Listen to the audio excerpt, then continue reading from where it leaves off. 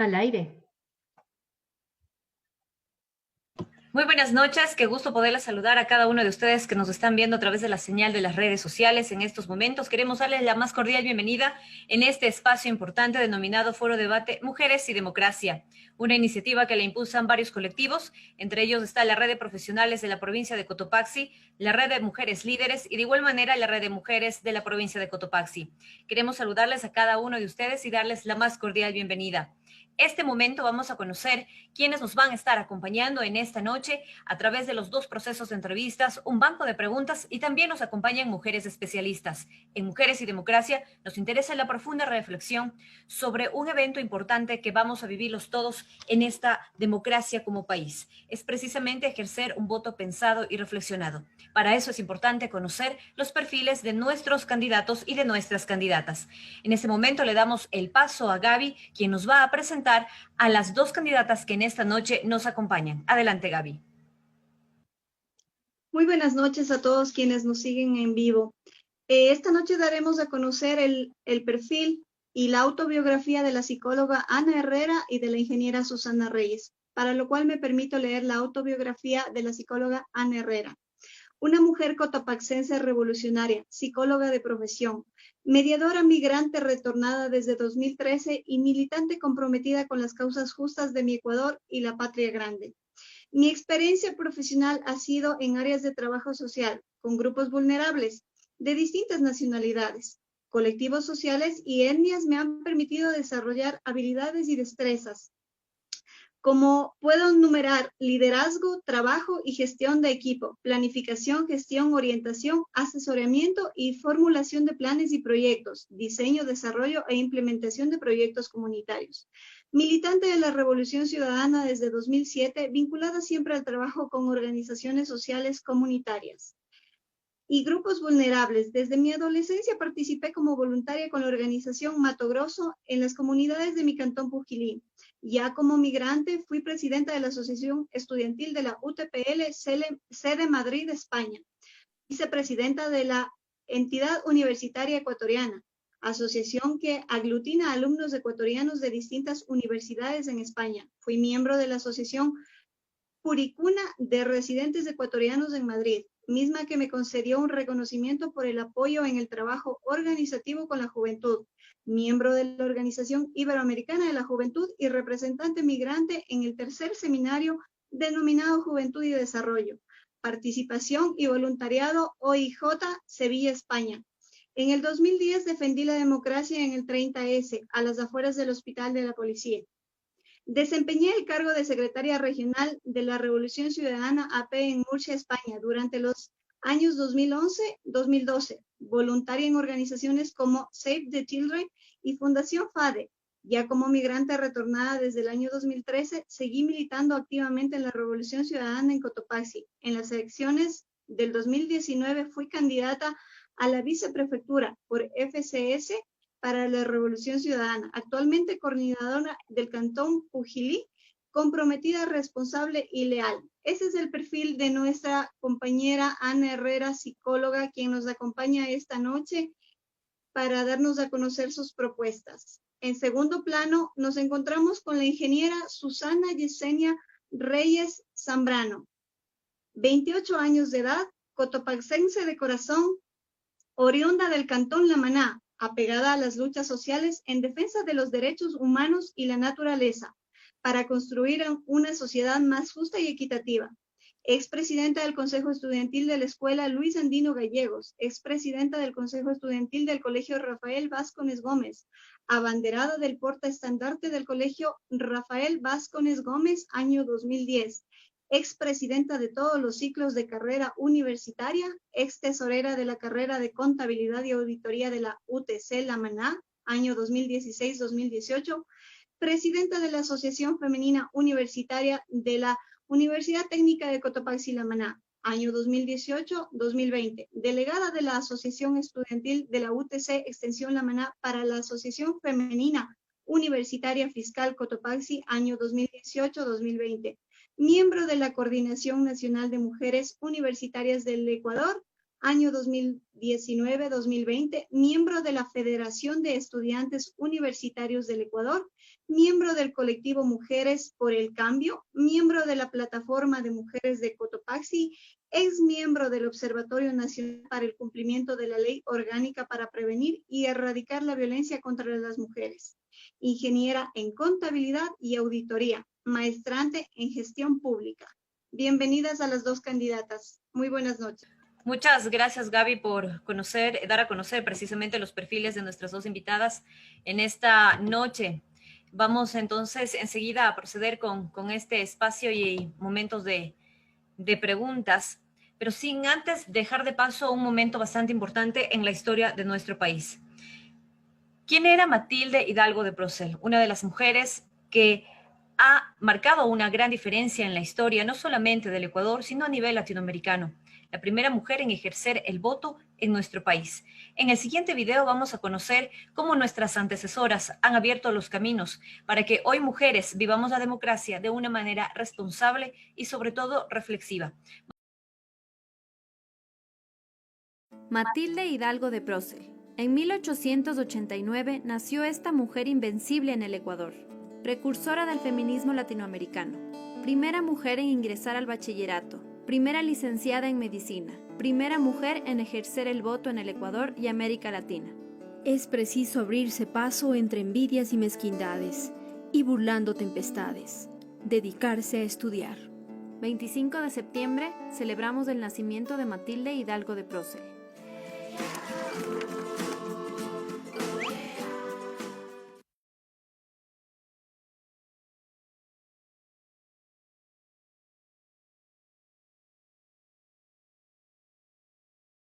Pero llega un momento en el que todos necesitamos dar ese paso hacia adelante y poder asumir estos retos, y para eso pues necesitamos también estar preparados y tener la fortaleza mental y también el respaldo familiar para poder de esta forma tener también un círculo, ¿no? Una red de apoyo para poder salir adelante. Muchas gracias, estimada Anita. La misma pregunta en este momento, por favor, para Susana. Adelanta, Susana, con su respuesta.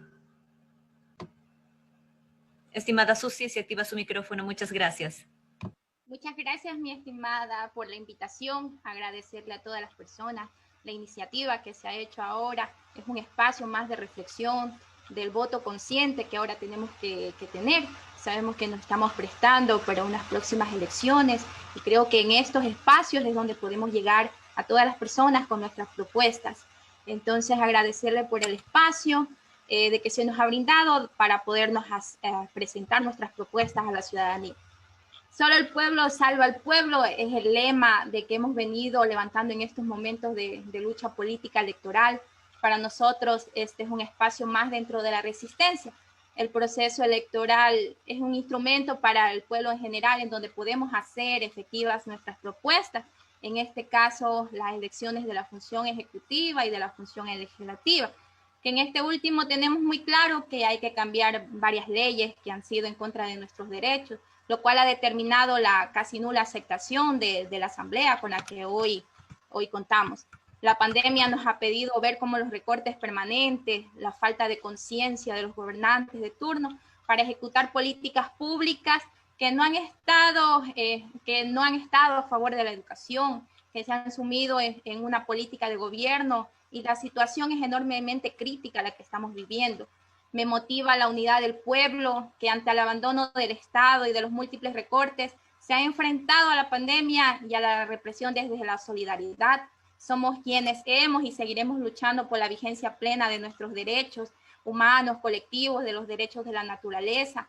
Me motiva a mis compañeros y compañeras de las universidades, del colegio, de las escuelas, mi gente aquí del cantón, de la provincia, del país, que al ver todas las desigualdades en que vivimos a diario, de ver todo el aspecto como nuestros padres son despedidos, nuestros hermanos sin acceso a la educación, la violencia estructural y de género que se vive, que se replica en todas las instancias. Entonces, de ver toda esta realidad que estamos viviendo, eso es lo que me anima. Hemos asumido esta responsabilidad, hemos asumido esta candidatura con toda la predisposición. Sabemos que llevamos consigo un proceso electoral muy difícil ahora en una pandemia, en donde se ha agudizado toda esta crisis que estamos viviendo. Pero nosotros somos los que insistimos en construir poder desde abajo, presentando siempre propuestas y alternativas a las políticas que se imponen desde el poder, ya que se ha visto que es un poco sordo y ciego y desoye los reclamos populares. Entonces estamos nosotros presentando, luchando a diario, y hemos venido luchando desde hace mucho tiempo por que se garanticen los derechos. Al igual como veíamos en el video, esto nos lleva a recordar que los derechos que hasta ahora hemos tenido no han sido conquistados así fácilmente, han sido conquistados a través de la unidad, la organización y la lucha. En nuestra historia ninguno ha sido regalado, y esto es un largo andar histórico. Evocamos a lo que ya vimos en el video, en donde Matilde Hidalgo de Prócer luchó para que la mujer tenga el derecho al voto y podamos ser reconocidas como ciudadanas, saltándonos ya algunos años, ya en el año 2008, donde colectivos y organizaciones en Montecristi, con el fin de modificar la Constitución y que exista la paridad entre hombres y mujeres en la lista para las elecciones pluripersonales, promoviendo la representación paritaria en los cargos de designación de la función pública. Entonces, esos son los aspectos que le motivan a Susana Reyes a asumir esta candidatura, y sabemos que lo podemos llevar de la mejor manera, siempre siendo propositivos, siempre con las propuestas que tenemos para un cambio. Tenemos que tener un cambio integral, tenemos que tener un cambio para salir adelante, y eso lo conseguiremos con la unidad, la organización y la lucha. Muchas gracias, estimada Susi y Anita, por sus respuestas. Sin embargo, hay una de las cosas que nos gustaría conocer sobremanera. Ustedes mejor que nadie conocen la difícil situación por la que atraviesa y la vergonzosa situación por la que atraviesa actualmente la Asamblea de nuestro país. Extremadamente casos de corrupción, se los conoce a casi todos los días. Muchos de los funcionarios se han visto envueltos en escandalosos actos de corrupción. Muchos de ellos ni siquiera se da paso a cosas que deberían hacerse desde un momento de investigar y de conocer. Una asamblea totalmente deteriorada. No hay credibilidad en las personas que están ejerciendo este cargo de mandato por voto popular. Con este escenario tan nefasto, ¿cuál va a ser realmente la manera de que ustedes pueden proponer con acciones puntuales para combatir los altos niveles de corrupción que tiene dentro de la Asamblea? Conocer también de que las brechas de desigualdad se afianzan mucho más. Por ejemplo, cuando un asambleísta gana X cantidad de dinero, aproximadamente $5,000, y un docente y un médico o una de las especialidades que estamos precisamente entre nosotros en este momento no alcanza ni los $2,000, tomando en cuenta de que es un nivel de ejercicio de una profesión y con igual grado de dificultad. ¿Cómo poder de alguna manera generar mayor credibilidad, confianza, responsabilidad y sobre todo entender de que no va a ser una asamblea igual o peor de la que actualmente estamos viviendo hoy en nuestro país? En primera instancia, Anita, y segunda, por favor, Susana. Muchas gracias, Lucía.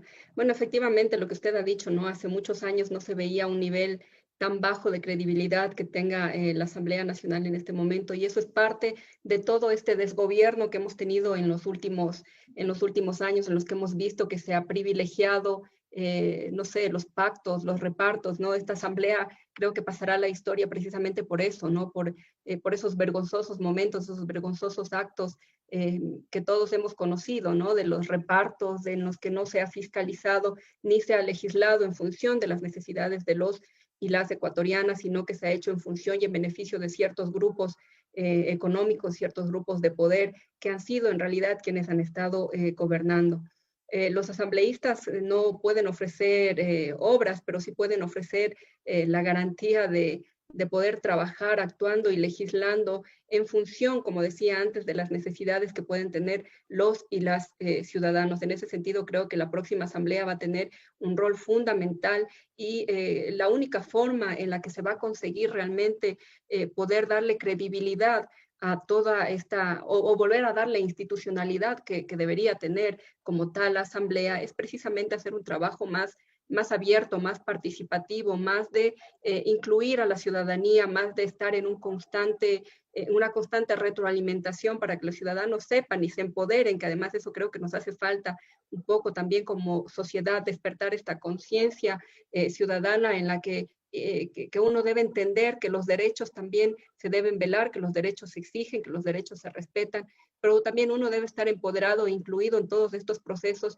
incluso como veedores, como fiscalizadores ciudadanos, para que quienes nos representan o quienes vayamos a representar a los ciudadanos tengamos también ese peso detrás de saber que de no olvidar nunca que nos debemos a quienes estamos representando y que es a ellos, sobre todo a quienes debemos rendirles cuentas de todas las actividades que hacemos. Por eso el trabajo en territorio y el proceso de rendición de cuentas no debería ser únicamente algo que estipula o que manda el reglamento o que se debe hacer una vez cada 6 meses, una vez al año, sino que debe ser un trabajo constante de estar con los colectivos ciudadanos, con las organizaciones, hablando y retroalimentando sobre qué leyes se van tratando en la Asamblea, cómo van avanzando las leyes, si estas leyes realmente están cumpliendo la función de resolver o de satisfacer las necesidades que los ciudadanos pueden tener. Entonces creo que es fundamental también en ese sentido volver a empoderar a la ciudadanía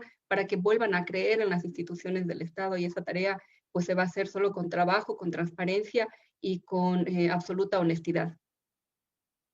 Gracias, estimada Anita. Sin embargo, usted nuevamente nos da la pelotita a la ciudadanía. Es decir, nosotros tenemos que generar mayor niveles de credibilidad, pero como cuando hay un montón de personas en una asamblea que falsifican documentos, que están envueltos en actos de corrupción, no podemos creer en ese tipo de personas y mucho más en una institución que no ha hecho absolutamente mayores cosas. Es decir, no hay personas tras las rejas por ya sentencias dictadas. Entonces, sí es bastante complejo seguir dando el espacio a la ciudadanía, ¿no? Entonces, la propuesta y la respuesta, estimada Susana, ¿cuál es la acción puntual que se debe hacer para combatir la corrupción de forma tajante, oportuna e inmediata en la Asamblea, en una Asamblea Nacional decadente, corrupta y sumamente vergonzosa por todos los hechos suscitados que es de conocimiento público? Adelante. Definitivamente la corrupción en Ecuador es una vergüenza a nivel nacional. Es inaudito que en medio de la pandemia las prácticas corruptas sigan de manera más descarada e inhumana, lo cual ha generado, como ya se ha mencionado, la poca credibilidad y la confianza de la ciudadanía en este poder del Estado. Tenemos legisladores envueltos en actos de corrupción, tenemos personas dentro del gobierno que se han encargado de generar esta desconfianza y la poca credibilidad de parte de la ciudadanía con estos poderes del Estado. ¿Cómo se puede cambiar todo esto? ¿Esta realidad la podemos cambiar? Claro que sí. Tenemos grandes condiciones en la actualidad y la esperanza de que en febrero seamos gobierno para desde ahí con una propuesta programática hacer realidad nuestros derechos que por tantos años hemos venido luchando. Todo como ya lo mencioné en primeras instancias, solo el pueblo salva al pueblo, que ahora tengamos los de abajo o la oportunidad de gobernar para garantizar la vida, que somos capaces de dirigir al Estado para recuperar los derechos fundamentales. Al país se lo recuperará en Minga por la Vida, en donde incorporemos elementos desde la educación inicial, incorporando al pensum materias de ética, moral, cívica. No se puede aceptar como algo normal en la vida de los ecuatorianos que la corrupción es buena con tal de que hagan obras. Hay que liderar con principios de honestidad y honradez. Hay que cumplir el mandato popular y que vilmente negaron en la Asamblea, la ley de extinción de dominio, para sancionar los actos de corrupción, que se confisquen los bienes y que vayan a la cárcel todos los que le han robado al pueblo. Hay que legislar para llevar adelante nuevas leyes, para garantizar nuevos procesos en la contratación en favor de garantizar la vida, la salud, la educación, seguridad social, bienestar, trabajo, oportunidades para la juventud, para que se garanticen los derechos a tener una salud integral. Hay que garantizar fiscalización basada en principios de honestidad, transparencia, combatir firmemente la corrupción. El conjunto de estas medidas hará cambiar esta realidad tan agobiante y que esta realidad sea en beneficio de las mayorías que generamos la riqueza. Y de esta forma gobernar en favor del pueblo y que la crisis ya no se cargue en los hombros del pueblo, sino en quienes la han provocado.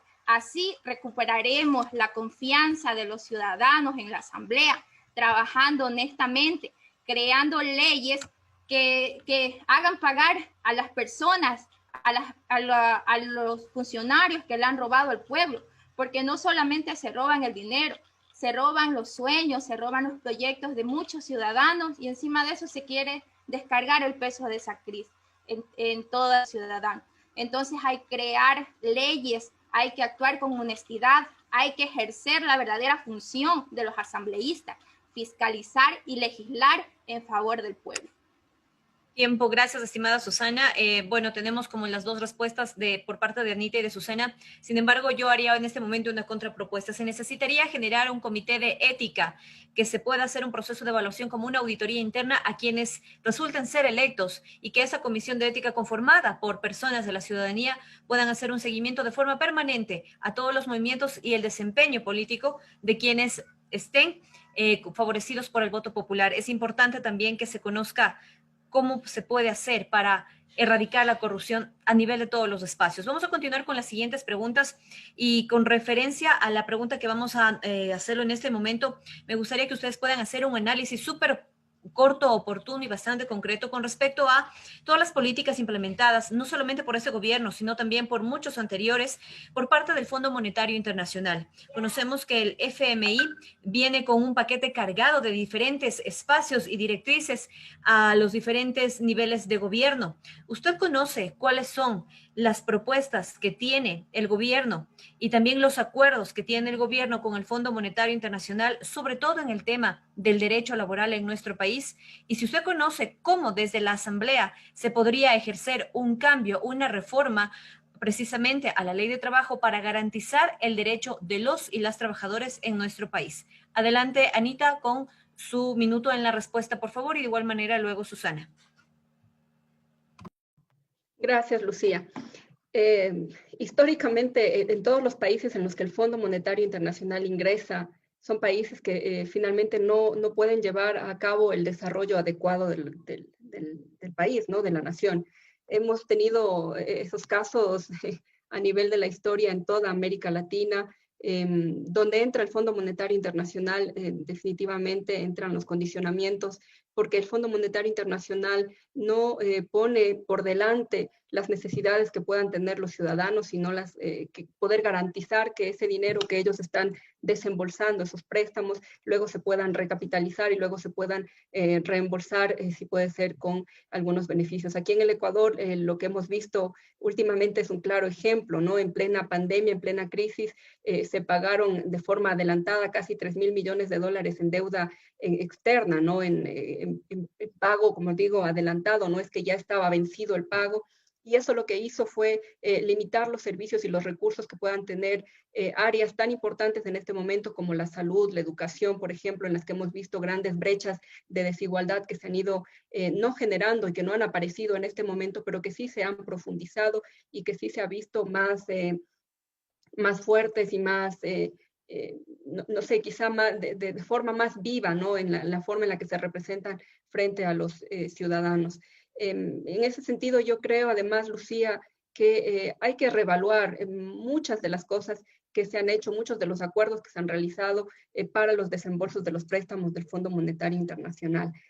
Una de las condiciones que ellos ponían es precisamente la aprobación de esa ley mal llamada ley de apoyo humanitario, en la que lo único que se hizo fue precarizar aún más los derechos de los trabajadores, en los que se hizo todo salvo cuidar y salvar el empleo de los ciudadanos. Y una de las tareas que va a tener la próxima asamblea es precisamente revisar esa ley, o si no, poder generar y poder elaborar una nueva ley un nuevo código del trabajo, ¿no? En el que realmente se recojan las necesidades y se garantice todas las formas de empleo, ¿no? Desde el empleo formal, pero también que se tenga en cuenta el empleo informal, porque a veces nos olvidamos de que hay un gran sector de la ciudadanía del pueblo ecuatoriano que no tiene acceso a la parte formal del empleo, ¿no? Al mercado formal del empleo, y en su mayoría son, por ejemplo, madres jefas de hogar. Hay un estudio muy importante que dice que cerca de 132.000 mujeres en el Ecuador son jefas de hogar, que tienen jefatura de hogar femenina, y la mayoría de ellas no tienen un acceso al empleo formal. Entonces, creo que, vuelvo a repetir, a insistir en que la próxima asamblea deberá, y una de las propuestas que nosotros tenemos también como asambleístas, es eso, poder generar un nuevo código de trabajo, un nuevo reglamento en el que se tengan en cuenta todas estas consideraciones que además han aparecido y se han evidenciado en medio de la pandemia, Lucía. Muchas gracias, Anita. Así es, plantear una reforma o un nuevo código precisamente para regir una normativa donde se ampare los derechos constitucionales de los y las trabajadoras. Adelante con su respuesta, estimada Susana. ¿Cuáles son el conocimiento que tenemos con respecto al Fondo Monetario Internacional? También estos proyectos y programas de doble filo, lo llamo yo, y cómo se puede enfrentar esto, sobre todo con el tema de los trabajadores. Adelante. Sí, precisamente como ya se ha mencionado, en ningún país en donde se ha visto que se ha aceptado las cartas de intención del Fondo Monetario Internacional, es de conocimiento que cuando se hace un préstamo a esta institución, emiten una carta en donde se tienen que hacer algunas modificaciones. En este caso, se ha visto muy afectada lo que es el ámbito laboral, la estabilidad laboral. Se han retrocedido muchos años de derecho, muchas hazañas históricas que se han tenido para que hoy los trabajadores cuenten con los derechos que tenemos. Definitivamente, una de las propuestas que tenemos es derogatoria de la ley mal llamada humanitaria, la restitución al cargo o puesto de trabajo de las personas que fueron despedidas utilizando los artículos de esta ley disque humanitaria y de quienes utilizaron indebidamente. Tenemos muchas empresas aquí mismo en la provincia de Cotopaxi que actualmente están luchando contra los empresarios que se han valido de esta ley para despedirlos. Han quedado sin protección, para despedir a trabajadores en plena pandemia. Así también es necesario comprobar los casos inexistentes y que estas personas sean indemnizadas como despidos intempestivos, de que estas personas sean restituidas a su cargo, de sancionar a estas empresas que vilmente se hicieron valer de esta ley para despedir a muchas personas. Hay que reformar el artículo 25 del reglamento de la Ley Orgánica del Servicio Público, con lo cual se busca dejar sin efecto la reducción de la jornada y de los sueldos en el sector público. Hay que hacer respetar las 8 horas de trabajo. Hay que defender un Instituto Ecuatoriano de Seguridad Social. Este instituto debe ser dirigido por sus afiliados, garantizando que sus fondos sean destinados a jubilaciones dignas y puntuales. Hay que reformar el Código de Trabajo y que este garantice estabilidad laboral. No podemos permitir que en Ecuador exista más flexibilización laboral, que se precarice el trabajo. Hay que respetar los trabajos colectivos, los contratos colectivos. Tenemos que tener libertad de organización y huelga. Hay que velar porque las personas tengan un salario, un sueldo digno y que el reconocimiento también sea dentro del trabajo del hogar, que las pasantías y prácticas profesionales de los estudiantes que ahora estamos en la educación superior sean pagadas y que sean consideradas como experiencia profesional. Se debe establecerse como un primer empleo. Son muchos los derechos que se han retrocedido con estas leyes, que se han visto impuestas aquí en nuestro país por las múltiples cartas de intención que se ha hecho. Entonces hay mucho que reformar, hay mucho que derogar, hay mucho que cambiar. Necesitamos que el trabajo, la salud, la vida sean derechos como norma la Constitución, que sean respetados. Necesitamos reformar urgentemente el código. No podemos permitir que en Ecuador haya más flexibilización laboral, que ha dejado a muchos trabajadores sin empleo y que se prevé que hasta fin de año van a ser muchísimos más. Gracias, Susi. Vamos en honor al tiempo, vamos ahora a hacerlo mucho más rápido el tema de las respuestas, por favor.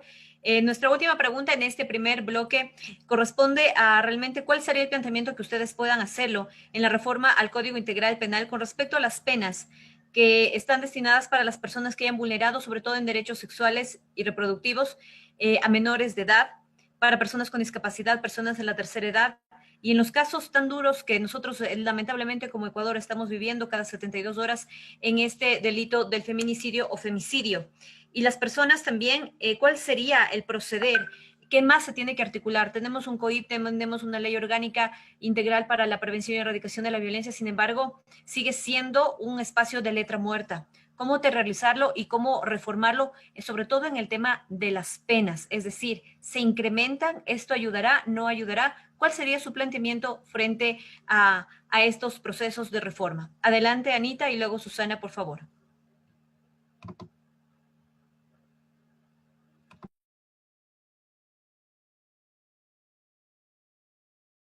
Anita, tenga la bondad de activar su micrófono.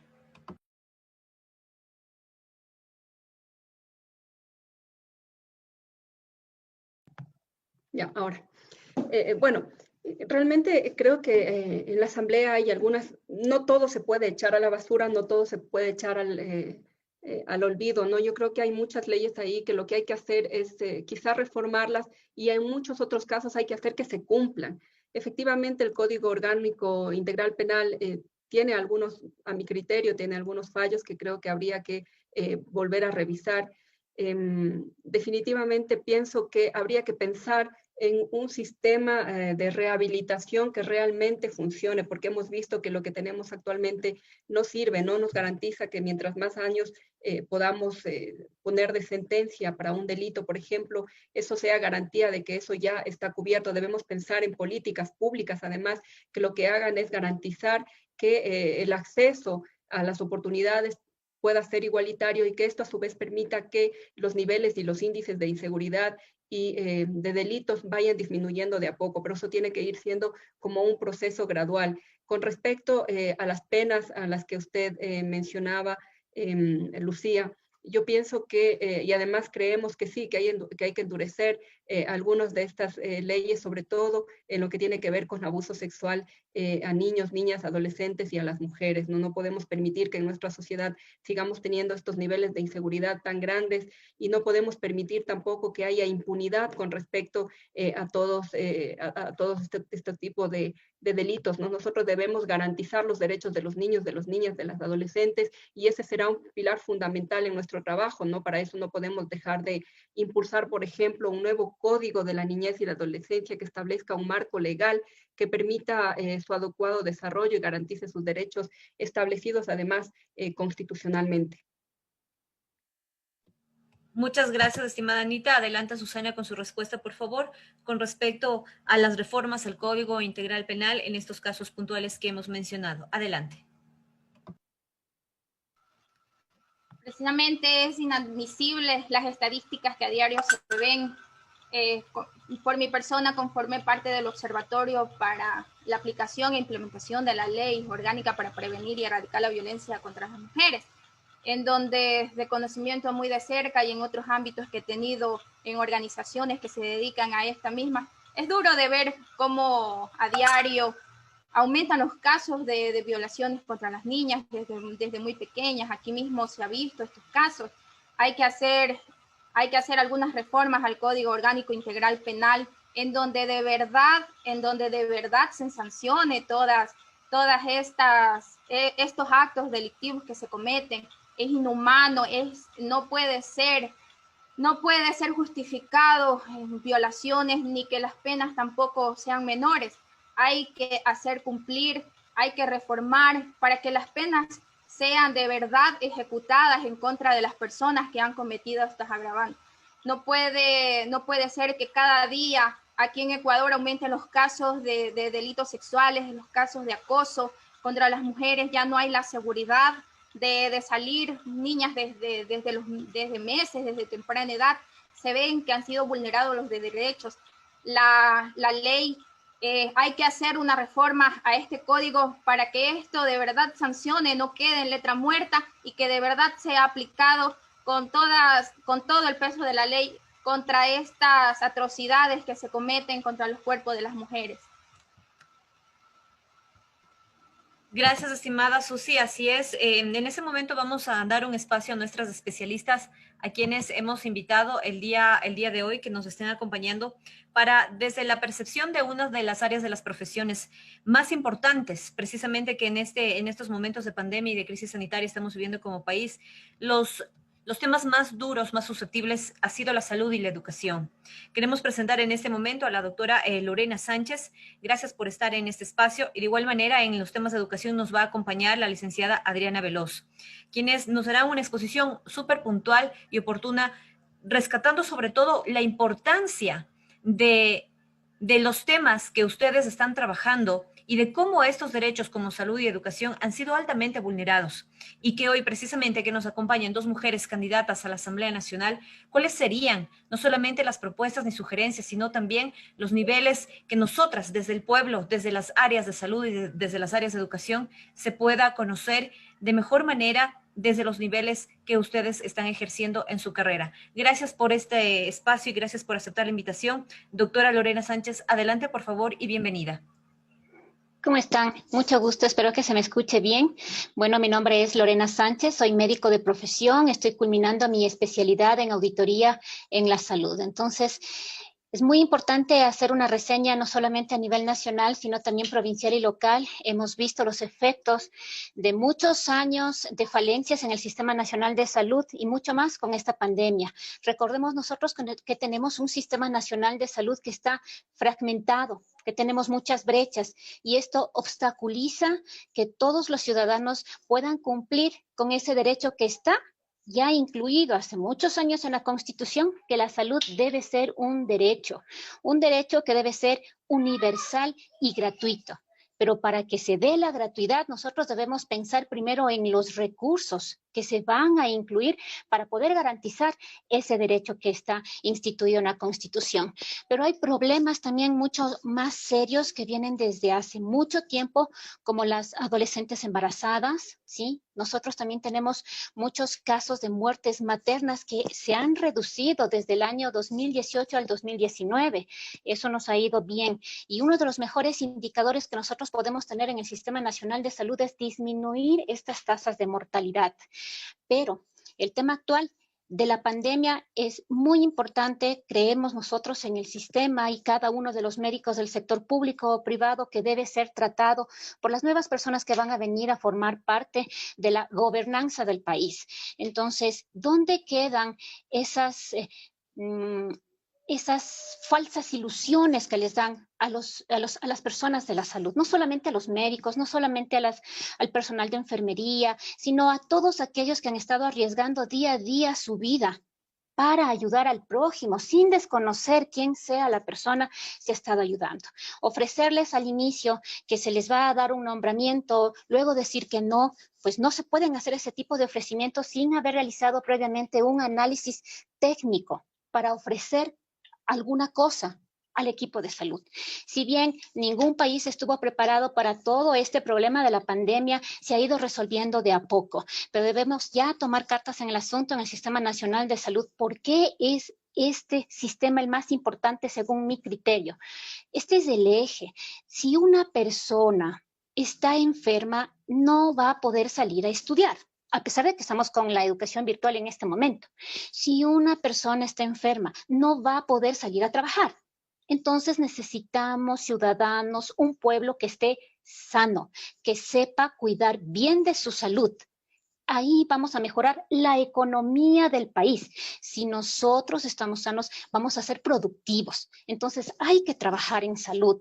Es muy importante. Y no descuidar principalmente lo que es el nivel primario de la atención. Recuerden ustedes que la mayoría de las enfermedades, del 70 al 80%, se resuelven en el primer nivel. Un primer nivel que puede estar la infraestructura, pueden estar las camas, pero si no tenemos insumos, no tenemos medicamentos, no tenemos profesionales motivados para prestar sus servicios, no estamos haciendo nada. Está bien los terceros niveles que nosotros tenemos, pero a veces estos se abarrotan de personas que vienen por enfermedades más leves que pueden ser tratadas en el primer nivel. Son muchos temas los que tienen que abarcar las dos candidatas, que es un gusto conocerles, que están para asambleístas. Estos son unos temas muy importantes que deben ser tomados en cuenta, no solamente a nivel nacional, ¿no? Pero también si nosotros comenzamos trabajando desde ese puesto de salud que me voy a ir a conocer, desde mi cantón, desde mi provincia, podemos generar cambios.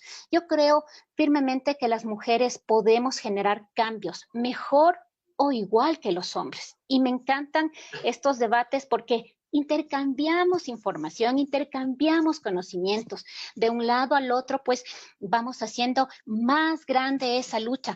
¿En bien de quién? En bien de todos. Si el núcleo familiar está saludable, no solo físicamente, sino también emocionalmente, vamos a salir adelante como pueblo, como país. Muchísimas gracias. Muchas gracias, estimada doctora Sánchez. Usted ha hecho realmente una reflexión bastante importante y eso nos quedaría de pregunta de cajón para todas las personas quienes van a pasar por este espacio de Mujeres y Democracia. Estimada Susana y estimada Anita, si no hay salud, el pueblo no sale adelante.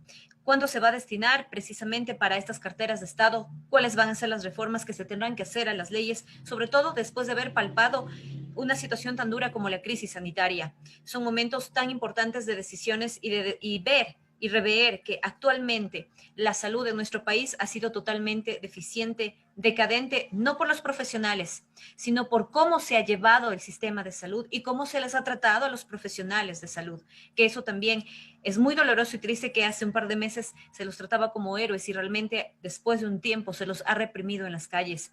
Esos niveles de incoherencia que vive nuestro país son los que necesitamos no solamente poner un alto, sino decir qué vamos a hacer frente a esta situación. Entonces, me gustaría que ustedes puedan hacer una reflexión al respecto y para eso también en este momento vamos a darle paso precisamente a nuestra siguiente invitada, una gran mujer, Adriana Veloz, licenciada en Ciencias de la Educación, ha desempeñado su profesión por muchísimos años y con su ardua experiencia conoce de primera mano las grandes necesidades que tenemos en este tema, que no solamente pasa por un derecho universal, que es el derecho a la educación, sino también que hoy estamos evidenciando de que muchos niños, niñas, adolescentes a nivel de todo el país están siendo vulnerados, puesto que ahora la educación ha sido y ha formado parte de un espacio de lujo. No todos tienen acceso a Internet, no todos tienen tablet, no todos estudian en español porque tenemos pueblos y nacionalidades. Estimada Adriana, bienvenida, gracias por estar en ese espacio. Por favor, realizar de igual manera un bosquejo general, un análisis general y profundo de uno de los temas más fuertes que también está enfrentando nuestro país, como es el análisis en temas de educación. Adelante, bienvenida. Muy buenas noches, muchísimas gracias por la invitación a la red de profesionales de Cotopaxi, la red de mujeres de Cotopaxi, de la red de mujeres líderes. Bueno, para hablar de la educación en nuestro país es necesario remontarse a la historia, ¿no? Y conocer los avances y retrocesos que el proceso educativo ha sufrido a lo largo de este tiempo. Mencionaremos que a finales de los años 50 el Ecuador inicia un ciclo de modificaciones del sector educativo de enorme trascendencia. Bueno, no puedo indagar mucho sobre por el tiempo, ¿no? Vamos a ver que año a año se ha ido incrementando el ingreso al sistema educativo. En un estudio realizado por el Ministerio de Educación en el 2015 nos indica que en el periodo 2013-2014 el 74% corresponde a los estudiantes del sistema fiscal, en un 20% está en la educación particular, un 5% está en los fiscomisionales y apenas el 1% asisten a instituciones municipales. Pero pese a este incremento que ha habido de ingreso al sistema educativo, existen estudiantes que no asisten todavía, hay una deserción y la principal causa de no asistencia desde el 2012 es la falta de recursos humanos, por lo que es menester insistir en mecanismos para impedir que las condiciones económicas de las familias del estudiante se convierta en una barrera de acceso al proceso educativo. Por este mismo aspecto, el índice de analfabetismo sigue, pese a que se redujo del 44% que estaba en 1950 al 11.7% en 1990. En diciembre de 2014, la tasa de analfabetismo fue del 5.8%. Año tras año, la tasa de analfabetismo ha disminuido constantemente, pero pese a esto, ha sido imposible erradicarla totalmente, principalmente en las provincias de la Sierra Central, como son Chimborazo, Cotopaxi, Bolívar y Cañar. En el Cotopaxi nosotros tenemos un 8.9% todavía, por lo que se hace necesario seguir con los programas de alfabetización, a pesar que actualmente hay algunos programas que han sido eliminados, ¿no? También por el déficit de docentes, y incluso pese a existir un proceso de ingreso al magisterio que que en un estudio realizado por el Mineduc indica que en el periodo 2013-2014, en este estudio que se hizo del 2015, se observa que el 67% de los docentes laboran en instituciones fiscales, el 27% laboran en instituciones particulares, el 5% en instituciones fiscomisionales y apenas el 1% en instituciones municipales. Mientras tanto, el Ministerio de Educación modificó los procedimientos de ingreso al magisterio fiscal de manera que todo aspirante puede participar en los concursos Quiero ser maestro, donde puede ingresar cualquier profesional de cualquier área. De lo que se podría decir que solamente prácticamente debe tener el título de tercer nivel, lo cual aquí es importante revisar los lineamientos de estos concursos porque no puede tener sentido que existen universidades que están forjando educadores, pero después cuando ellos ya se gradúen no tengan el campo laboral, porque están siendo ocupados por ingenieros, abogados, arquitectos, que han cogido la educación como una segunda opción, porque la primera que tenían que ser su carrera, no han conseguido trabajo y han visto como una opción de conseguir un trabajo estable en lo que es educación. Entonces, esto implica muchas situaciones. ¿Por qué? Porque están ingresando a trabajar sin la pedagogía, sin la didáctica que necesitamos con los niños trabajar y principalmente la vocación que el maestro necesita para poder entender a los niños, a los estudiantes que están el día a día con nosotros, ¿no? La reforma de la LOI ya va 2 años en la Comisión de Educación en la Asamblea y no se ha tenido ningún avance al respecto. El presupuesto del Estado a la educación tuvo una reducción de 900 millones. A nosotros los docentes nos han bajado el sueldo, según nos dijeron que nos bajaron 1 hora de trabajo, pero ha sido contradictorio porque hemos tenido que trabajar mucho más. En estos tiempos de pandemia se pudo evidenciar la brecha que existe entre los que tienen los recursos económicos y los que no. En los sistemas educativos fiscales que son los lejanos, los rurales, tenemos bastantísima dificultad porque no tenemos acceso a las tecnologías, no hay ni siquiera en algunos lugares existe el sistema de conectividad, no tienen red para poder ellos trabajar. Se ha producido un estrés tan grande entre las familias, entre los docentes, porque ahora la familia son los encargados de estar con la educación de los chicos y está produciéndose un estrés. ¿Por qué? Porque los papitos no tienen el conocimiento, además no tienen la paciencia porque están con sus trabajos o no tienen los recursos económicos y esto ha producido que todos estén estresados y un padre estresado le refleja al hijo, no puede entonces el hijo tampoco así le expliquen o así esté más fácil, aunque se les envíe fichas, no va a poder resolver, porque la educación también debe ser docente-estudiante, no una pantalla. Entonces, hay muchos, para hablar de educación, nosotros tenemos muchísimas dificultades. Se ha puesto a la educación al final del tren, lo que por ahí tal vez podamos hacer. Entonces, creo que debemos analizar esa situación que sin educación nosotros no podemos avanzar. A pesar que la ministra Montserrat Cradme mencionó que el 1.4 millones de estudiantes de la Sierra Amazonía se perdió el contacto de 17.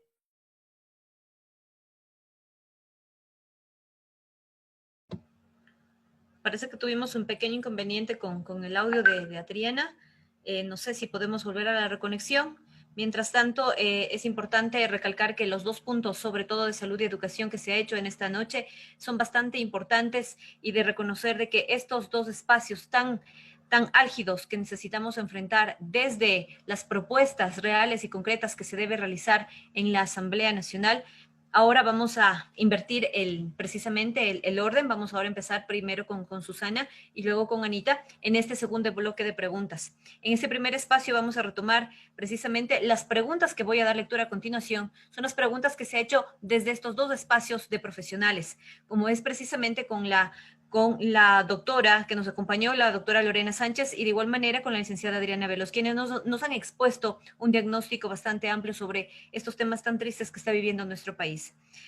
¿En qué medida se podría decir que los gobiernos están realmente ayudando y solventando a garantizar el cumplimiento del derecho al acceso a la educación?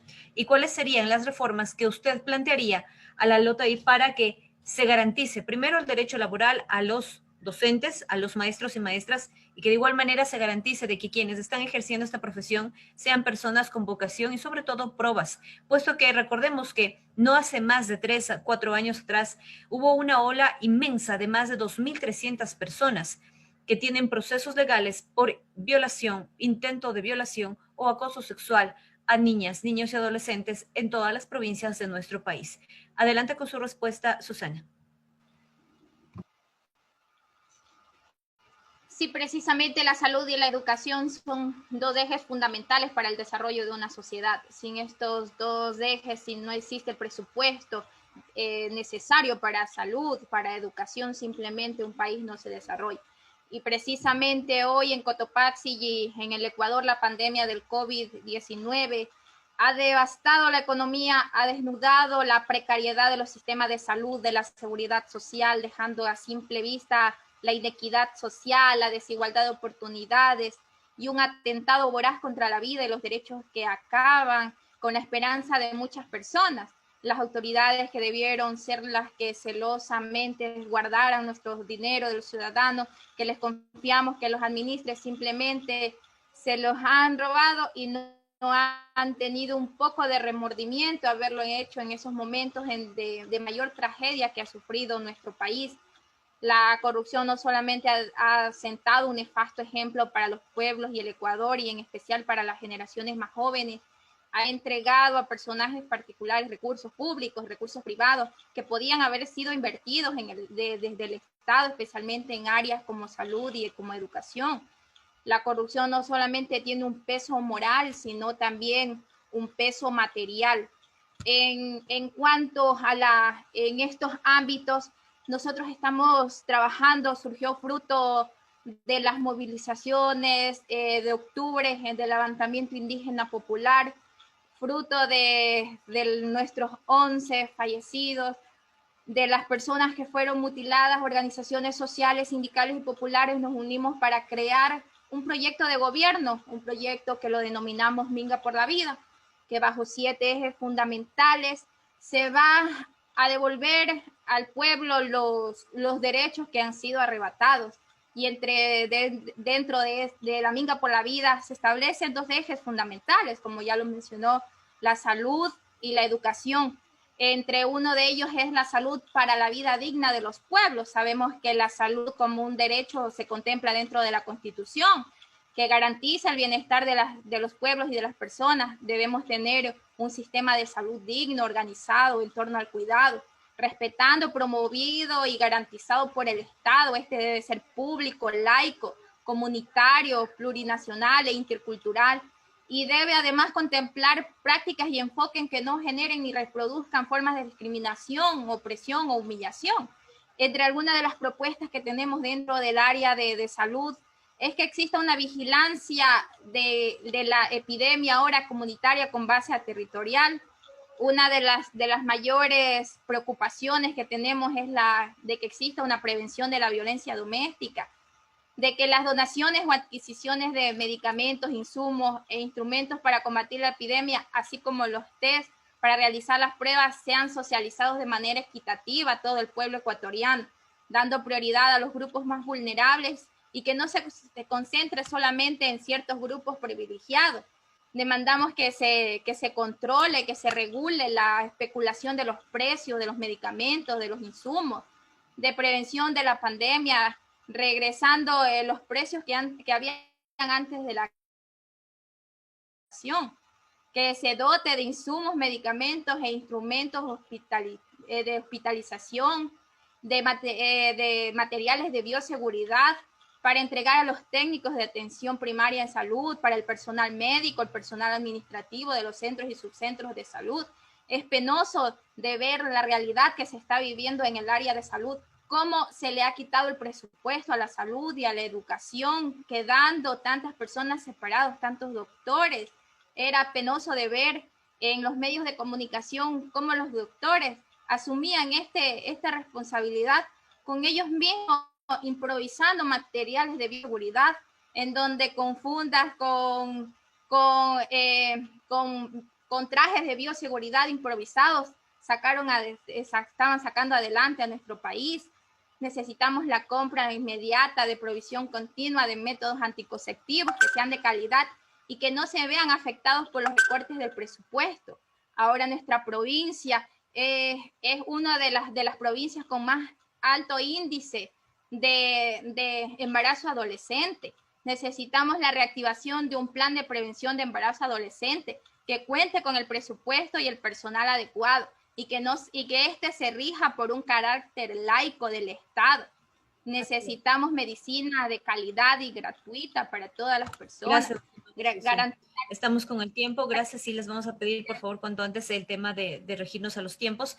Anita, momento de su respuesta por favor con respecto a lo que habíamos planteado en primera instancia sobre cuáles serían las reformas planteadas o qué propondría usted precisamente para primero garantizar que el acceso a la educación esté permanente y que no haya estas brechas tan altas de desigualdad, y cómo se va a garantizar que realmente, cómo se va a garantizar este espacio donde los docentes sean personas de convicción, sean de carrera de profesión, y que se garantice precisamente el asunto de que estos profesores, estos docentes que ingresen a trabajar, hayan sido personas formadas en pedagogía y demás. ¿Cuál va a ser el accionar? ¿Cuáles serían las reformas que ustedes estarían planteando al respecto? Adelante, por favor.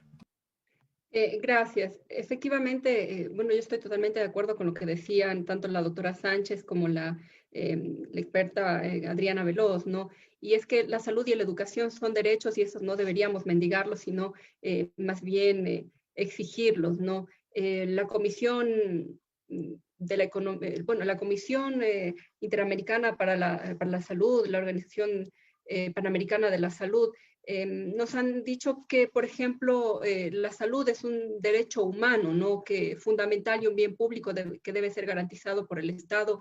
Y esto debe hacerse además mediante políticas públicas de salud, de intervenciones intersectoriales, que aborden los principales determinantes económicos y sociales. De esta manera deben promoverse sistemas integrales y universales de acceso a la salud y a la protección social, por ejemplo, y deben prestarse especial atención a la igualdad de género y al aumento de la demanda de cuidados, tanto remunerados como no remunerados, ¿no? La crisis afectará más gravemente a las mujeres, eso está también en varios estudios que se han hecho, que se encuentran además sobre representadas en las actividades económicas más golpeadas por las medidas de contención del virus. Las reformas a los sistemas de salud deben contribuir a robustecer el ejercicio de las funciones de salud pública, la agenda sobre funciones esenciales que plantea la Organización Panamericana de la Salud, permiten interpretar los actuales desafíos de la salud pública, ¿no? Considerando las determinantes sociales de la salud, la equidad y un abordaje integrado de servicios individuales y servicios colectivos de salud pública. Es fundamental, es necesario fortalecer los sistemas de información y transformación digital de apoyo en salud para mejorar el acceso, la calidad y la capacidad resolutiva, lo que decía la doctora Sánchez, ¿no? De este primer nivel de atención que es fundamental, sobre todo en nuestras comunidades, ¿no? Además hay que considerar, como decía, que no haya un rebrote, así como la vigilancia de enfermedades y la respuesta. Es crucial consolidar sistemas de protección social universales e integrales y que éstas estén incluidos además en políticas públicas de salud y de cuidados basados en un enfoque de derechos y de género y sensibles a las diferencias, ¿no? Con mecanismos dirigidos a abordar las barreras y las necesidades específicas de los diversos grupos poblacionales que nosotros tenemos, ¿no? La desigualdad y la falta de ingresos para asumir gastos básicos dejan fuera de todo beneficio cada vez más a las personas, incrementando los retos colectivos que tenemos como país. En este sentido, nosotros tenemos como objetivos de futuro en el próximo gobierno vencer la pobreza extrema, superar las necesidades, garantizar políticas públicas incluyentes en todos los ciclos de la vida, y para esto son fundamentales los profesionales de la salud, a los que tanto, como decían las compañeras anteriormente, se ha despreciado y se ha precarizado su estabilidad laboral, ¿no? Hay que ampliar y recuperar la red pública de salud, reincorporar al sector público, a los médicos, a las enfermeras y a los trabajadores de la salud y de las áreas sociales que fueron despedidos injustamente. Con respecto a la educación, los niños son las víctimas ocultas de la pandemia, ¿no? El cierre de las escuelas han afectado a 1.370 millones de estudiantes a nivel mundial y a cerca de 4,5 millones en el Ecuador. Hay niños, niñas y adolescentes que se encuentran en condiciones de vulnerabilidad en sus casas y enfrentan amenazas además como la violencia. Muchas familias no pueden trabajar por causa de la emergencia y están luchando para cubrir sus necesidades básicas, ¿no? En el 2020 el Ecuador tiene una penetración de Internet del 68%, por debajo del promedio de América Latina, que es del 78%. La realidad fue mostrándonos la complejidad de poner esto en práctica, no solo en los países en desarrollo, sino también en vías de desarrollo, perdón, sino también en los desarrollados, ¿no? Ningún país estaba preparado para implementar un sistema nacional de educación virtual operado desde el hogar. La pandemia además expuso al rojo vivo las enormes desigualdades e inequidades tecnológicas y sociales que tenemos en el mundo y en nuestro país. El Ecuador está mal posicionado no solo en equipamiento, sino en competencias y usos de la digitalidad, tanto para las aulas como para el hogar. Bien dijo Adriana, los maestros han tenido que hacerse 8 muchas veces para poder de alguna manera intentar llegar a sus alumnos por distintos medios, porque no todos tienen acceso a las nuevas tecnologías. Lo digo yo personalmente, tengo un niño de 6 años y medio y es muy complicado. Entonces yo sí, realmente admiro y valoro el trabajo que están haciendo los maestros en esta tarea, además porque vengo de una familia de maestros, mis padres, mis tíos, mis hermanos son maestros, entonces yo veo de primera mano lo difícil que es poder llegar a esta situación. En el año 2020, como les decía, existen 4 millones de estudiantes entre educación básica y bachillerato, y 3 millones están en el sistema público, ¿no? Ya dio los datos, la sociedad ecuatoriana tiene un débil desarrollo de la educación a distancia, por ejemplo, y no acaban de asimilar en qué consiste la propuesta ni la complejidad de ponerla en marcha. En ese sentido, también los objetivos nosotros que tenemos es recuperar la inversión educativa de acuerdo al marco constitucional, que se restablezcan los derechos de los maestros que han sido vulnerados y pisoteados en este tiempo, ¿no? En garantizar, como digo, los derechos de los docentes ecuatorianos, garantizar los derechos de los estudiantes a una educación pública y que además sea de calidad, fortalecer y incrementar los institutos de educación superior, revisar los modelos pedagógicos para incentivar el pensamiento crítico en los estudiantes, la revisión del plan decenal educativo para el fortalecimiento del sistema educativo nacional, y sobre todo, vuelvo a ser muy reincidente en esto, la reivindicación de los derechos de los docentes para mejorar la calidad educativa con un nuevo escalafón para el magisterio, ¿no? Y fortalecer la investigación, la innovación, el desarrollo científico y incrementar la accesibilidad al Internet en el sector rural y en espacios públicos de manera gratuita. Creo que son algunas de las cosas que hay que rescatar. Muchas gracias, estimada Anita, ha sido bastante clara con la respuesta y me quedo con algo bastante importante al respecto para enseguida lanzar la siguiente. Ustedes han mencionado básicamente de una reestructura, de un sistema total de cómo se está viviendo tanto en salud como en educación.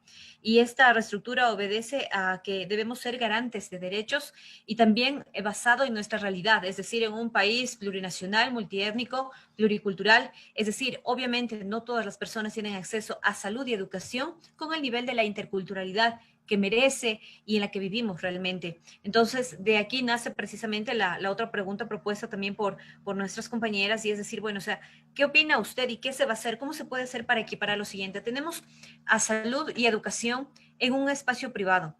También existen los espacios privados, y donde hay unas brechas increíbles de desigualdad, un abismo y unas grandes diferencias. Hoy por hoy, la mayoría de las clínicas en esta pandemia realmente han hecho un lucro de la pandemia, y hay que decirlo porque la salud cuando es privada se ha disparado en una tremenda cantidad de incremento al acceso a una cama, a un mismo medicamento y demás. Es decir, se hace un negocio indiscriminado por parte de la salud y también con la educación. Entonces, por un lado está el Estado con todo el sistema estructural del Estado, queriendo ser garante o intentando ser garante de derechos con una asamblea corrupta donde se ve de que la mayor cantidad del dolor humano y de la tragedia humana, donde estamos hablando de clínicas y de hospitales, se juega con la salud, se hacen negociados con medicaciones que han sido donadas. Entonces decimos, ¿cómo creemos a una asamblea que por un lado dice que sí va a garantizar derechos y que por el otro lado ha hecho grandes negociados a costilla del dolor y de la muerte de nuestros ecuatorianos y ecuatorianas y también del sufrimiento de muchos padres de familia que ya no tienen el acceso de la educación libre y gratuita para sus hijos y que obviamente se ha convertido esto ya en un lujo? ¿Cómo con esta realidad en la que vivimos poder realmente garantizar y decir cómo vamos a nivelar en el tema de precios? Porque aquí no se regula el tema de los precios. O sea, si usted va a una clínica, en esa clínica le cuesta $2,000, en la del frente le cuesta 1,500 y en la de más allá le cuesta $10,000. Exactamente lo mismo. ¿Quién regula estos precios? ¿Cómo se van a determinar en qué normativa va a estar? Y de paso también, no solamente en temas de salud y educación, recordemos que la banca, ha habido un decreto por parte de la Junta Monetaria donde se supone que no se debe alzar el interés de todos los deudores de cooperativas y bancos, sobre todo de las deudas que han sido comprobadas que es por un tema de COVID, por un tema de salud y demás.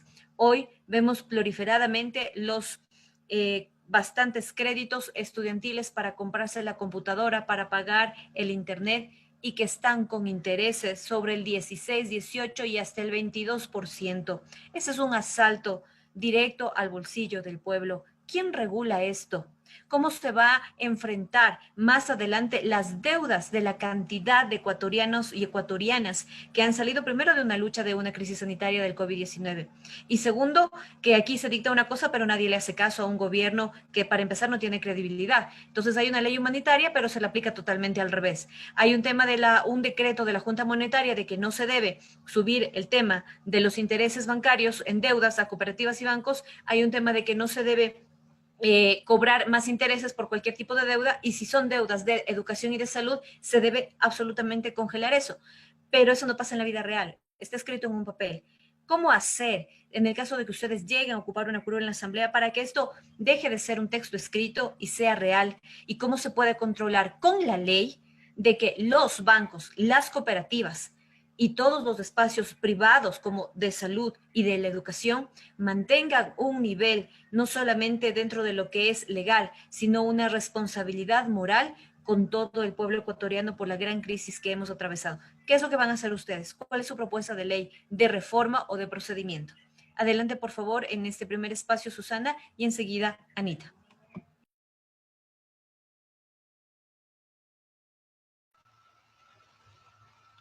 Sí, precisamente, al igual que esta ley, al igual que muchas leyes más, mandatos, hemos visto cómo como ciudadanos, cómo no se da cumplimiento, hemos visto cómo se hace caso omiso y cómo las leyes no están siendo ejecutadas.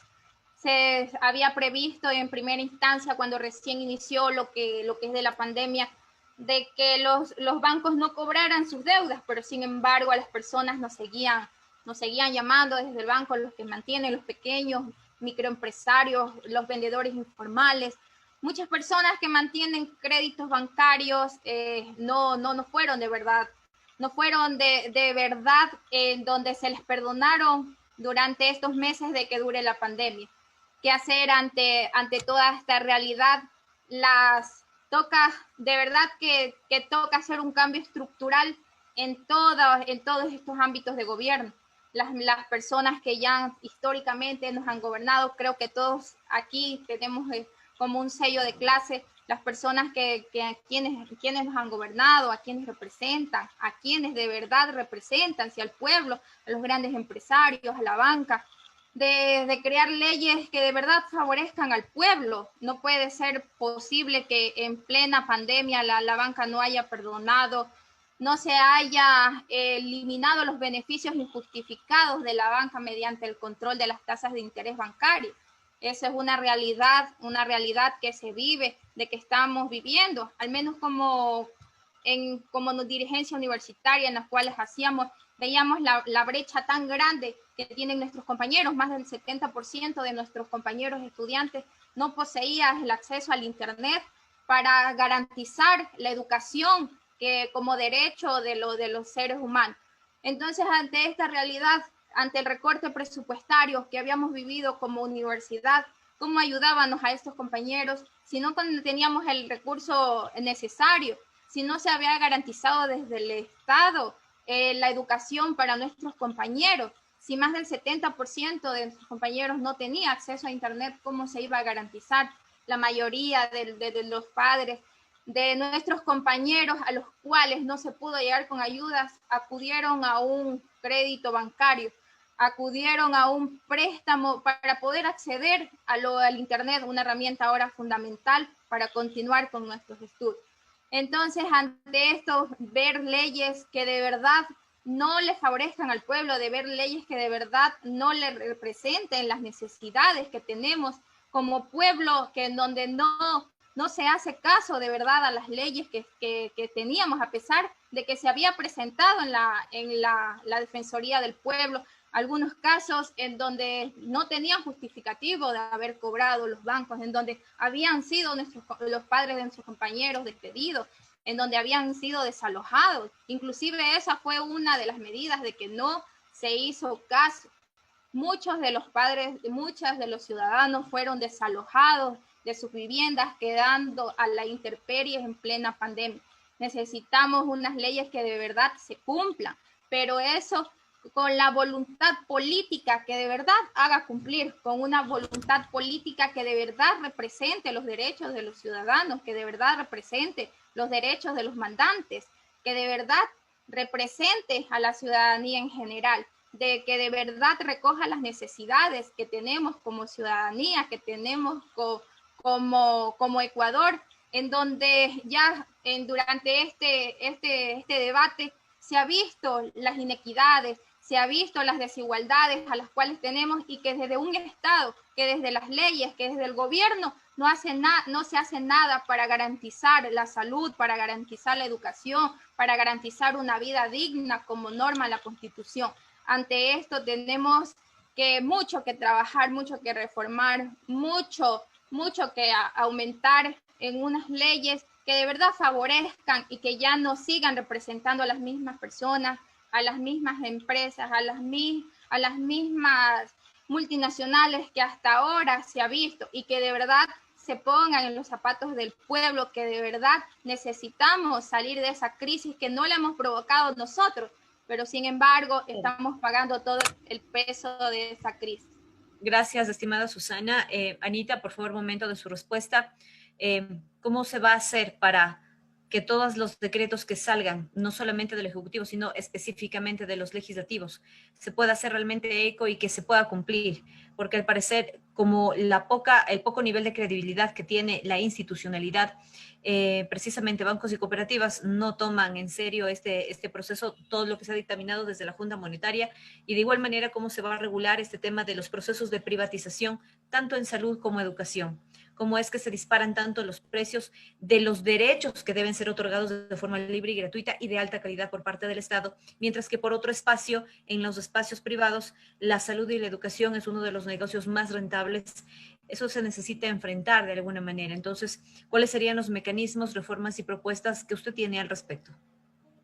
Gracias, Lucía, y usted lo ha dicho muy claramente, ¿no? Estamos negociando con algo, o están negociando con algo que es un derecho, que es la educación y que es la salud. Y parecería que quien más dinero tiene es quien mejor educado y quien mejor cuidado va a estar, ¿no? El alto gasto del bolsillo redunda en una desprotección financiera que empobrece a los hogares, que deben recurrir a altos pagos directos cuando acceden al sistema de atención sanitaria o al sistema de atención de salud, ¿no? En promedio, los hogares deberían cubrir con 1/3 de su sueldo el financiamiento de la atención de salud, con pagos directos que van quitando de lo que sería su alimentación diaria.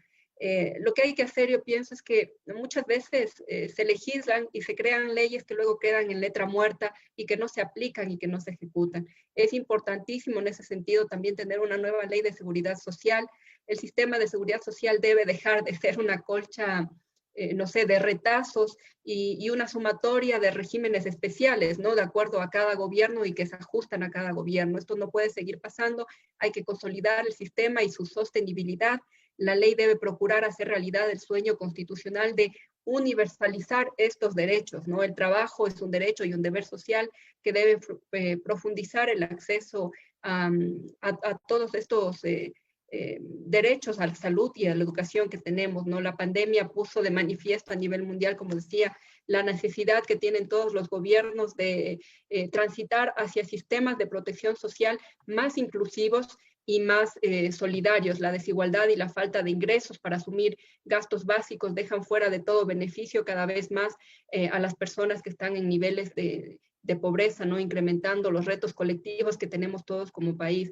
Es necesario en este contexto crear un marco normativo que garantice el derecho de la protección social universal, de la protección de la salud, de la educación, a través de la implementación de políticas y programas diseñados de manera intersectorial para reducir y prevenir la pobreza, la exclusión social y la vulnerabilidad en todos los sentidos. Luego usted hablaba también con respecto a los cobros que se han hecho, ¿no? De los banqueros, de las bancas, en este momento de crisis en las que no se perdonaban, pese a que estaba puesto en una ley. No se perdonaron los pagos y se priorizó una vez más el pago de deudas frente a la salud. Se atentó contra la salud, se jugó con la educación, se jugó con la salud de los ecuatorianos. Por eso es importante una ley para prevenir para combatir el delito y la usura, ¿no? Los chulqueros, como nosotros solemos llamar, han destruido vidas y familias desde hace mucho tiempo en nuestro país y es necesario que la pena por el delito de usura no prescriba y que ninguna persona pueda dedicarse al préstamo de dinero si no cuenta con la autorización por parte de la superintendencia competente y que pague un impuesto a la renta sobre la ganancia que les genera los intereses y formalice su actividad ante el Servicio de Rentas Internas. Cualquier práctica que vaya por fuera del marco normativo debe ser considerada usura y debe ser castigada penalmente, y así buscaríamos de esta manera erradicar estas prácticas, ¿no? Y luego también es importante, no sé, incentivar, promover una ley de economía circular, porque el COVID nos ha dado una alerta clara que es imprescindible cuidar el equilibrio entre producción y cuidado ambiental, además, ¿no? Para nosotros en este sentido sí estamos pensando en que siempre se debe privilegiar el beneficio y garantizar los derechos de los ciudadanos por encima de cualquier otra cosa, ¿no? Y teniendo en cuenta además que dentro de los objetivos de desarrollo del milenio están precisamente la salud y la educación como pilares fundamentales, ¿no? Si no me equivoco, en el ODS número 3 está salud y bienestar y en el número 4 está educación de calidad, ¿no? Y esto es garantizar y promover una vida y un bienestar en todas las edades esenciales, además para el desarrollo sostenible de los pueblos. Muchas gracias, Anita, y muchas gracias a Susana. Esto ha sido como este primer momento y hemos conversado de muchos temas bastante importantes donde los ejes más grandes se han desarrollado precisamente en lo que tiene que ver con salud y educación. Es momento de revisar precisamente cuáles han sido los espacios más destacados que ha mencionado la psicóloga Ana Herrera y de igual manera la ingeniera Susana Reyes. Por eso le voy a dar paso a nuestra compañera Sarita para que nos dé un resumen de no solamente las propuestas más destacadas, sino también de los momentos más importantes y las conclusiones que podemos sacar de la intervención de nuestras queridas compañeras que el día de hoy han aceptado esta invitación a este espacio de mujeres y democracia. Adelante, Sarita, por favor. Gracias, estimadas candidatas, por haber aceptado y por darnos a conocer sus propuestas muy interesantes. Iniciamos primeramente con Susana Reyes. La propuesta que nos dice ante la corrupción en la Asamblea es hacer realidad los derechos que nos manda por la Constitución. Poner en los pensos de estudios lo que es la ética, la moral y la honradez. También necesitamos la ley de extinción de dominio para sancionar a los responsables de la corrupción, la fiscalización y que la crisis no se cargue más al pueblo.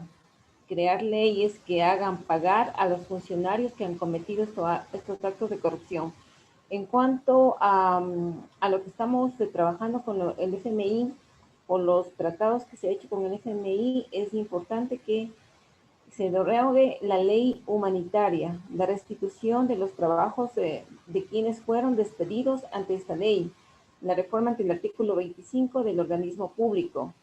Hay que defender el IES, respetar el trabajo colectivo y velar por un salario digno. Las pasantías de los estudiantes hay que cancelarlas, hay que pagarlas y ser reconocidas, y no a la flexibilización laboral. En cuanto a la reforma del COIP, indica que hay que reformar y que se sancione para que se sancione y se cumpla. En cuanto al tema de educación y salud, que se hablaron en el último segmento, necesitamos que la salud y la educación sean ejes fundamentales y debe haber un presupuesto exclusivo para estos dos ejes importantes, ya que esto contribuye a un atentado a la vida en el caso de no ser cumplido. En esto nos dice que van a trabajar en una prevención también de la violencia doméstica, también lo que es el test de los grupos vulnerables en la Provida, en los test Providas. En cuanto a cómo hacer respetar los decretos emitidos por los ejecutivos, por el Ejecutivo y el Legislativo, necesitamos que haya una reforma a la ley de la banca. No se cumple con las disposiciones emitidas por los bancos y también están estudiando en este caso de manera técnica cómo acceder a los créditos para las compras. Más bien, los estudiantes han tenido que acceder a estos créditos para comprar computadores o continuar estudiando. Esto en cuanto a la participación de la candidata, la ingeniera Susana Reyes.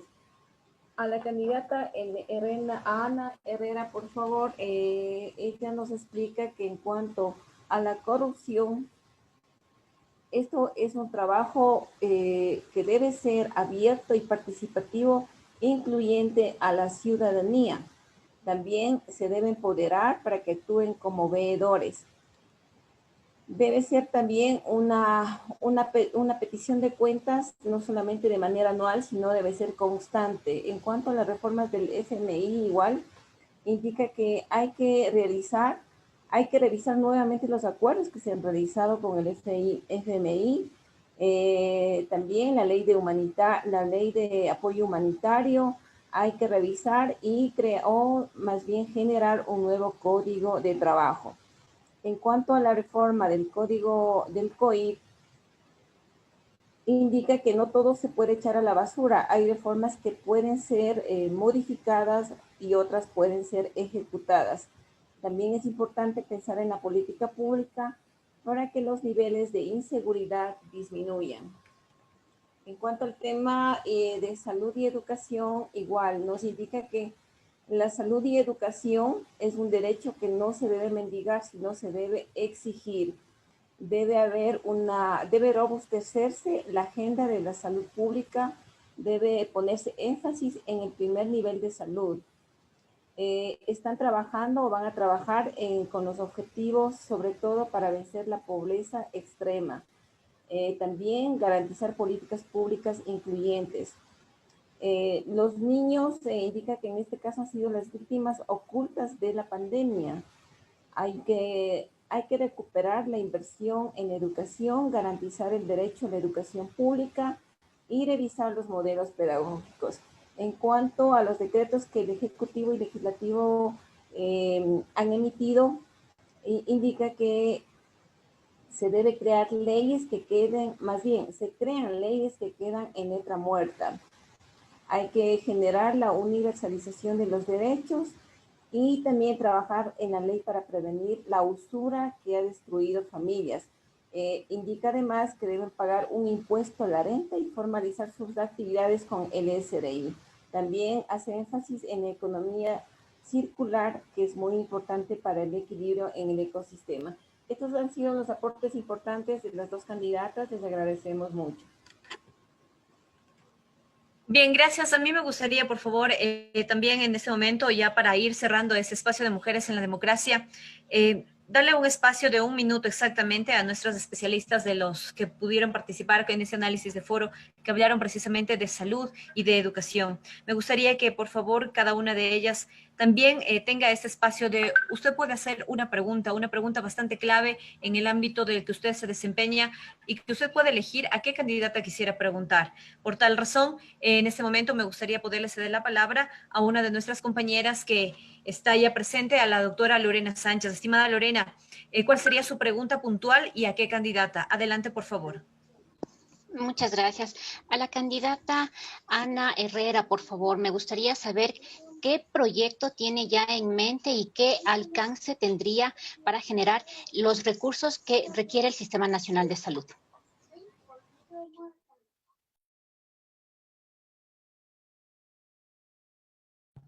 Perdón, la última parte no alcancé a escucharla. Con gusto. Por favor, me gustaría conocer, con mucho gusto, ¿qué proyecto tiene usted en mente? Y este proyecto, ¿qué alcance tiene, sí, en referencia a generar recursos que sean destinados para el Sistema Nacional de Salud?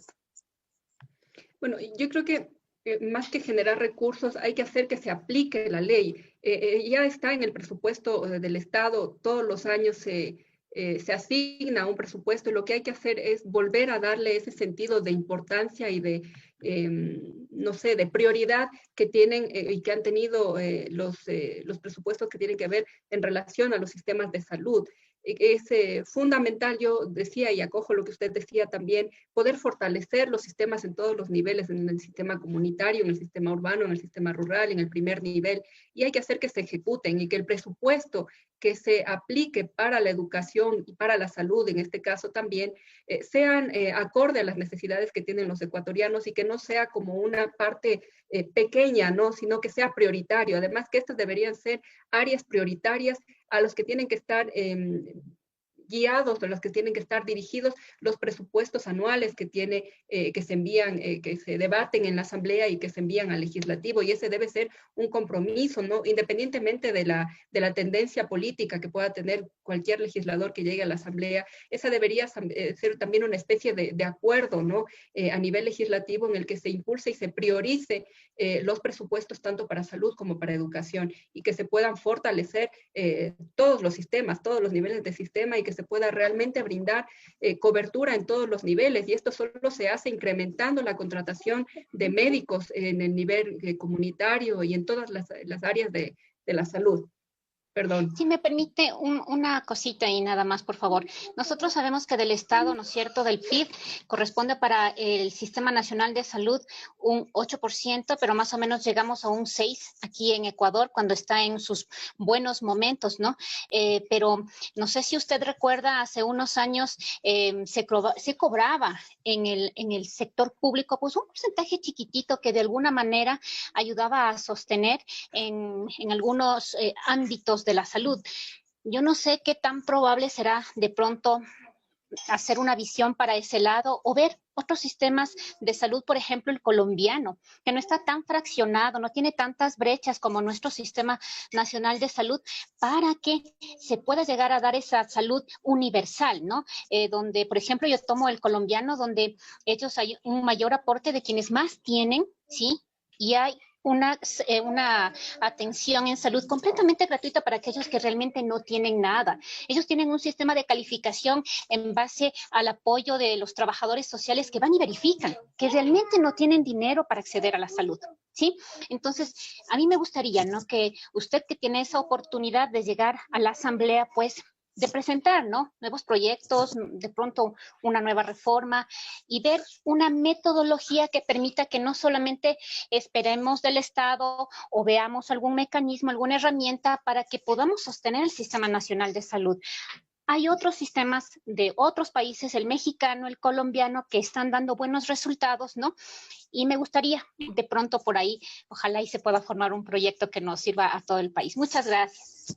Gracias, Lorena, y seguro que sí. Perdón, solo una cosa, y por eso son importantísimos estos espacios, ¿no? Porque uno puede hacer retroalimentación. A veces es muy saludable poder también tener las percepciones que tiene la gente y sobre todo los profesionales en estas áreas que él dice y que mencionaba Lorena, por ejemplo.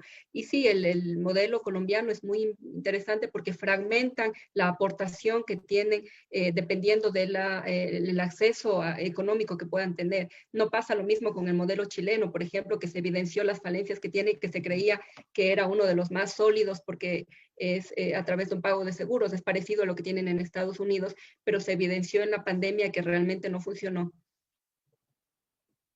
Exactamente, así es. Muchas gracias, estimada Anita, por la respuesta. Estimada licenciada Adriana Veloz, por favor, usted me gustaría que igual con todo el conocimiento y la experiencia, sobre todo en temas de educación, pueda formular una pregunta bastante coyuntural en este tema de educación y que usted decida a quién hacerlo. Adelante, Adriana. Bueno, gracias y principalmente, ¿no se me escucha? ¿Se me escucha? Escuchamos alto ¿Sí? y claro, estimada Adriana, Ya. adelante. Muchísimas gracias. Bueno, disculpando porque creo que tuve un problema de conectividad y no se pudo dar el mensaje que se quería dar de acuerdo a la educación. Bueno, habrá momentos para poderlo decir, ¿no? Bueno, yo quisiera preguntar a la candidata Reyes, la situación es, de acuerdo a las últimas estadísticas, más del 30% de estudiantes desertaron del sistema educativo porque migraron o por no disponer de recursos económicos. Decidieron no seguir estudiando. Y usted, llegando a ser asambleísta, ¿cómo pretende ayudar para que los estudiantes no sean vulnerables en este derecho a la educación?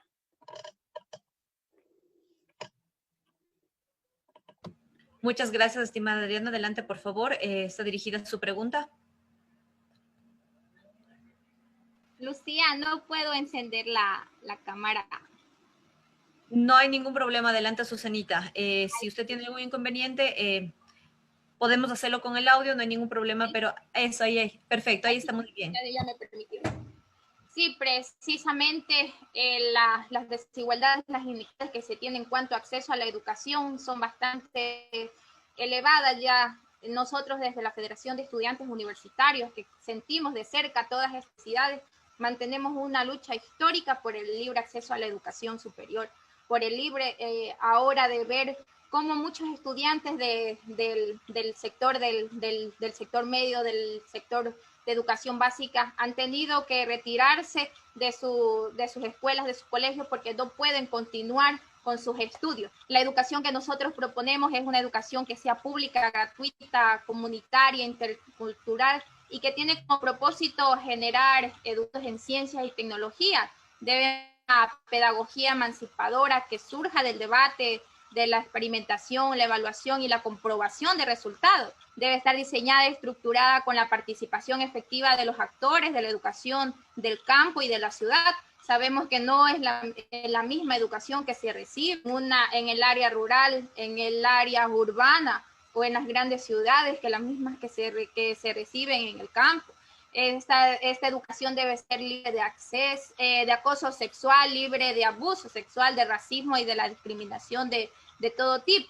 Entre una de las propuestas que nosotros tenemos en el área de educación es que el Ministerio de Educación y la CENESID garantice la dotación de la tecnología necesaria a los sectores rurales y populares para poder implementar la modalidad de clases virtuales, ya que la brecha tecnológica y de conectividad que existe en las zonas rurales, periurbanas y marginales en todo el país es demasiado elevada. Restituir el presupuesto a las instituciones de educación superior por considerarse esta una medida que atenta y que lesiona gravemente a los derechos de los estudiantes y a la autonomía de las instituciones de educación. Como ya lo habíamos mencionado, de que las prácticas y pasantías tienen que ser remuneradas y consideradas como experiencia laboral. Hay que implementar una educación democrática en donde desaparezcan los privilegios y todo tipo de discriminación que se puede ser esta social, étnica, de género, regional o por condición física. Hay que implementar una educación intercultural que coloque en pie de igualdad a todas las culturas de los pueblos del Ecuador, que contribuya al desarrollo de las culturas, su historia, incorporando una malla curricular en dimensiones de acuerdo y de acorde a su diversidad cultural en todos los ámbitos de enseñanza.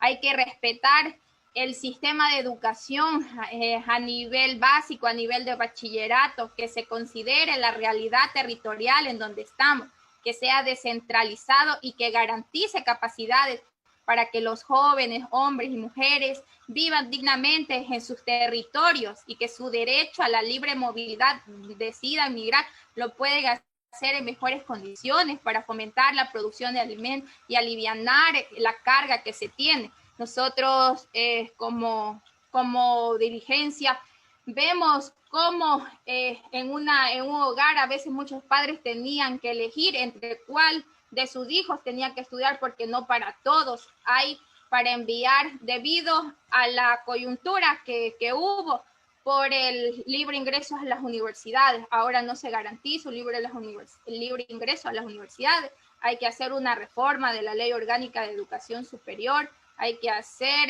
en donde de verdad se tenga un libre ingreso a las universidades. Nosotros no decimos que no debe haber una prueba, pero esa prueba no puede ser estandarizada y tomada en igualdad de condiciones para todos.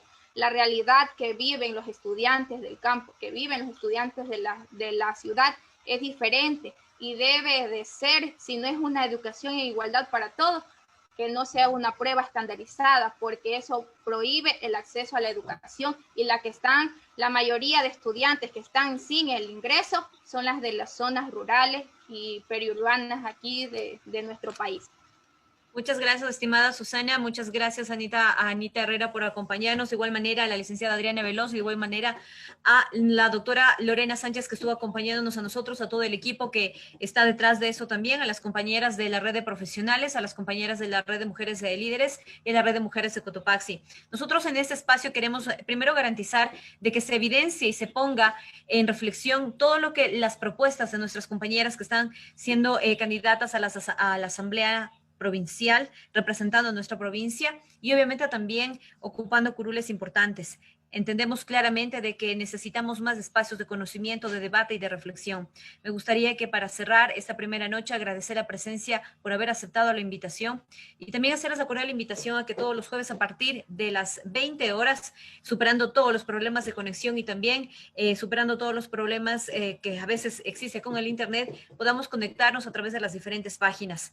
Este ha sido el primer programa de Mujeres en la Democracia. Queremos agradecerles a todas las personas que se han conectado desde los diferentes espacios, como es precisamente el Cantón La Mainal, desde el Cantón Pujilí, desde Salcedo, desde el Cantón La Tacunga y a todos los colectivos que están siguiendo estos espacios. Un abrazo fraterno a Anita Correa, de igual manera a Susana Reyes, les deseamos el mayor de los éxitos y siempre respaldarse en el trabajo de que todas las mujeres unidas, fortalecidas entre nosotros, formaremos grandes redes de desarrollo sostenible y sustentable y que esta sea nuestra principal bandera. No somos rivales, sino somos compañeras. Con esto queremos cerrar en esta noche. Un abrazo fraterno para cada uno de ustedes y que tengan un excelente feriado y un excelente fin de semana. Muy buenas noches.